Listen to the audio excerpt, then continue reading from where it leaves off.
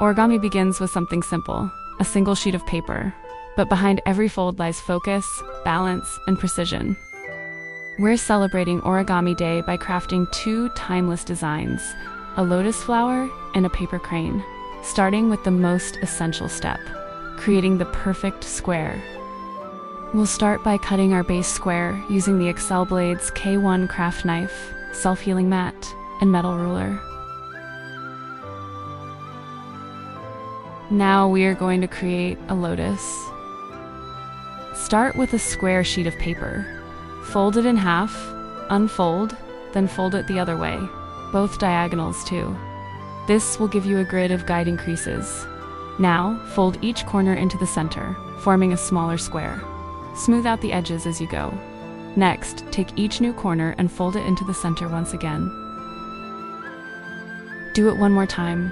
Fold each corner to the center for a third layer of folds. Keep the paper crisp and aligned. Now, flip your paper over carefully. Fold each corner into the center one last time, then gently press everything down.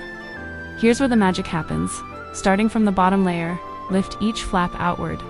These are your lotus petals. Go slow, and even all the way around. Once the first layer of petals is done, lift the next layer and pull them outward too. Gently shape them with your fingers for a natural curve. Finish by adjusting the petals, making sure they open evenly, like a blooming flower. Now for the paper crane. Start with a square sheet of paper. Fold it in half diagonally, then unfold. Do the same on the other diagonal. You'll see an X crease forming in the center. Next, flip the paper and fold it in half, top to bottom. Unfold, then fold it side to side. You've just created the base creases we'll need. Bring the sides together to form a smaller square, also known as the preliminary base.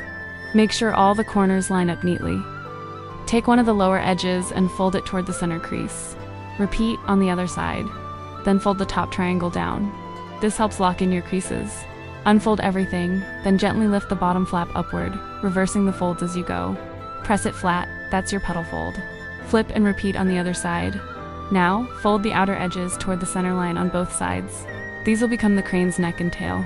Fold one tip down to form the head, then shape the wings by gently pulling them apart and pressing the body flat. And there you have it, your very own origami crane. This Origami Day, celebrate the art of patience, precision, and creation powered by Excel Blades, because every great fold starts with a clean cut.